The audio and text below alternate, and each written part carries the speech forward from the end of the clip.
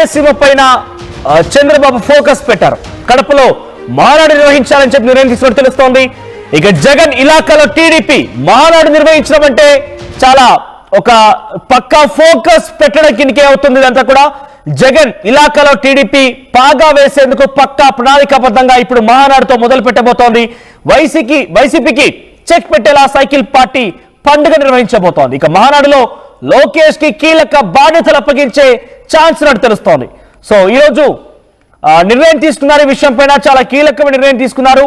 So Chandrababu Jagan ఇలాకాలో focus పెట్టడం పైన ఇది ఒక సంచలనమైనటువంటి నిర్ణయం అని చెప్పుకోవచ్చు.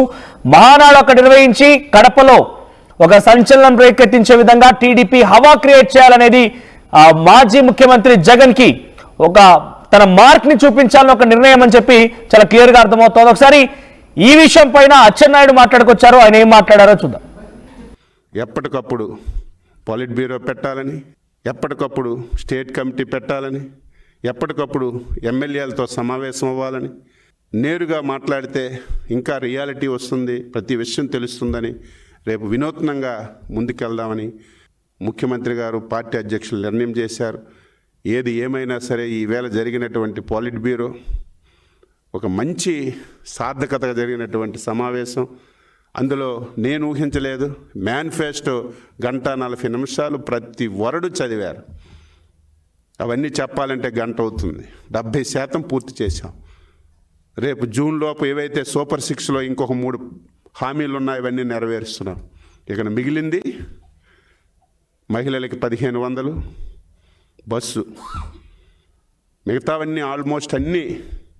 ఈరోజు డ్రిప్ ఇరిగేషన్ నా శాఖలో 5 సంవత్సరాలు డ్రిప్ ఇరిగేషన్ లేదు, స్ప్రింక్లర్ ఇరిగేషన్ లేదు, వ్యవసాయదారులకు ఒక పనిముట్టు ఇవ్వలేదు, ఒక స్ప్రింక్లర్ ఇవ్వలేదు, ఒక కొడవలు ఇవ్వలేదు, కొడవలు పిడివ్వలేదు. మళ్ళీ అవన్నీ పునరుద్ధరిస్తున్నాం. ఇవన్నీ ఈ 7 మాసాల్లో చేసాం. రేపు భవిష్యత్తులో ఇంకా ప్రజలు ఆశించిన విధంగా, ప్రజలు కోరుకునే విధంగా మేమన్నీ చేసి ముందుకెళ్తామని ఈ సందర్భంగా తెలియజేస్తూ, ఈరోజు పాలిట్ బ్యూరో మంచి నిర్ణయాలు, ఉపాధ్యాయుల మీద పెట్టిన కేసులు, ఉద్యోగులపైన పెట్టిన కేసులు, ముఖ్యంగా విలేకరుల మీద పెట్టిన కేసులు, మీరు కూడా ఏముంటే మాకు ఇవ్వండి, మేము తెప్పిస్తున్నాం. తెప్పించి కేసులన్నీ ఎత్తడానికి ప్రయత్నం చేస్తాం. ఎవరైతే ఊచకోత కోసారో, చంపేశారో వాళ్ళు తప్పనిసరిగా ప్రత్యేక ట్రిబ్యునల్ పెట్టి తొందరగా కేసులన్నీ ఛేదించి వాళ్ళకి శిక్ష పడే విధంగా ఇటువంటి మంచి నిర్ణయాలు ఈరోజు పాలిట్ బ్యూరో చర్చించాం. ఇవన్నీ ప్రభుత్వానికి సమర్పించి పరిష్కరిస్తామని చెప్పి సందర్భంగా తెలియజేస్తూ అందరికీ నమస్కారం.